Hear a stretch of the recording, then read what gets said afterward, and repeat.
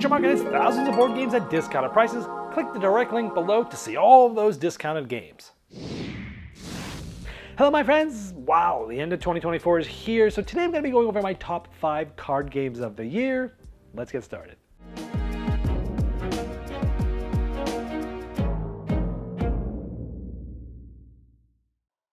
Number 5. Now the first one actually has a 2023 release date on Board Game Geek, but it had a very small, limited release in one region of the world in 2023. 2024 they had a full global release. This is called Mind Up. Here in North America, it was brought to us by Pendersource Games. This is a quick little game that has some similarities to a game called For Sale, a very popular game where you're essentially playing cards, and as you flip them over, they're going to go in a certain order depending on what the other players played. They get an order from lowest to highest. Now, when players do that, not only are they getting they're slotting left to right where they were, but they're also getting the card that's above the one where their card is. So you're trying to get specific cards for set collection, for points, but in order to do that, you're trying to guess, where should I put this card? What other cards might other people be trying to set collect based upon looking at their tableaus that's open and I can see? So you're trying to look at what's out there and go, they want this, I think they'll go low, maybe I'll go high, or vice versa. You're trying to think about what they might try to do because of what they might try to get. Also, all the cards that you play become the cards that you're fighting over for next turn. So you're trying to maybe possibly combo yourself or set yourself up for things later. Very easy game, lots of fun, Mind Up. Number 4. Flip 7, I kind of joked about. I've done a full review of pretty much most of the games on this list. Flip 7, I kind of joked about because the box says greatest card game ever, and it's not, but it's a fun game. This Flip 7 is kind of like Blackjack, Press Your Luck, where you're getting these cards flipped, and you can either hit or stay, and if you hit, you're hoping to get a card that you do not have, because if you get a card number that you already have, you've busted, you get no points that round. But there's also special cards. There's cards that give you bonuses. There's cards that let you mess with other players. There's cards that let you have a second chance. You're trying to get to 200, but the game has, sometimes it can fall flat, honestly. Go see my review to see why. But most of the time it's fun, and sometimes it has these stand-up, memorable moments where the whole table just explodes in laughter or explodes in cheering. Not a lot of games get reactions that Flip 7 does, even though it doesn't happen every game or every round. When it does happen, it is a special game. That's why it's on this list.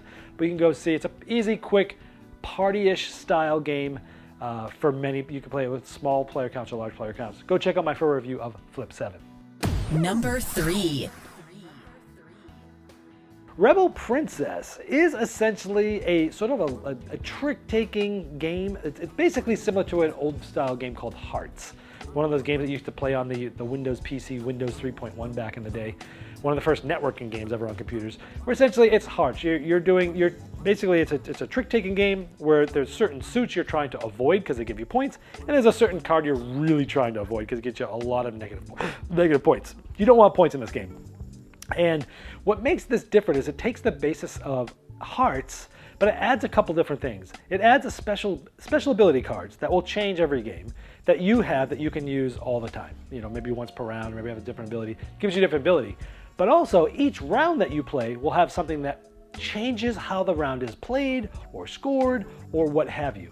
So think of Hearts with changing rules each round and changing abilities each game for yourself. That's pretty much it. It's really good, it's solid, has great art. It was brought to us by Bezier Games in Deluxe Edition here in 2024. If you like trick-taking games, you like classic games like Hearts, but you want to have it a little bit more modernized, Rebel Princess is that. Number 2. The next one is Courtesans. This is a small little game that has some similarities to a game that I love called Biblios. And in this game, what you're doing is you have 3 cards that you're going to play, right? One of them you're going to give to yourself. One of them you're going to give to an opponent, and one of them you're going to put out in the court.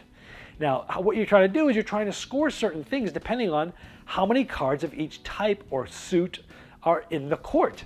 If there's a certain amount of them, then it's looked well on. If it's not, then it's looked frowned upon.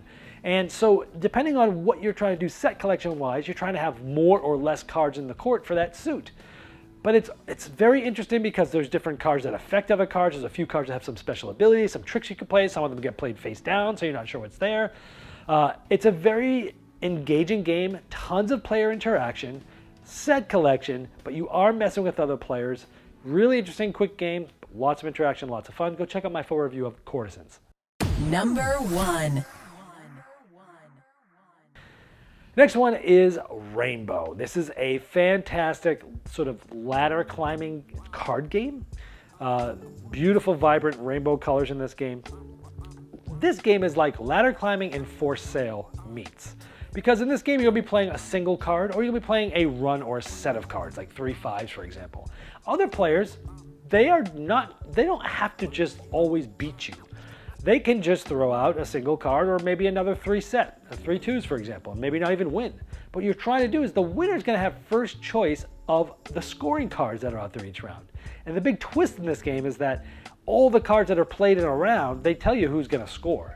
But all of the cards that you played that round are the ones that you're fighting over for scoring the next round. And so you can set yourself up to win better cards.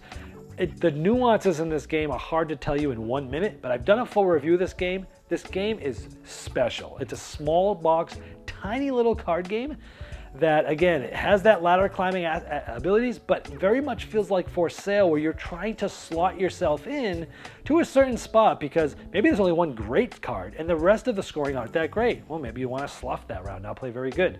Maybe there's 2 great cards. Can you get in there? Do you really want to fight this time? It's like the second half of For Sale.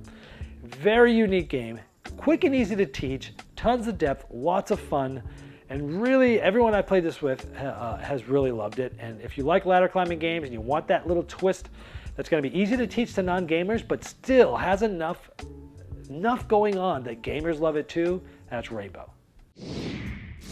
Well, I hope this helped you find some new card games that you hadn't heard about, or if you hadn't heard about them, maybe it let you learn a little bit more about them. This has been the Game Boy Geek, breaking down barriers, growing relationships with board games, and helping you find the next one you love. Game Toppers upgrades every game you play, and their 4.5 Kickstarter introduced the new Galactic Mycroft and Watson Game Toppers with interchangeable rail inlays, as well as new game mats, miniature gaming terrain packs, leg kit options, dining covers, accessories, and amazing package deals. The campaign recently ended, but it's not too late to pledge late at GameToppersLLC.com.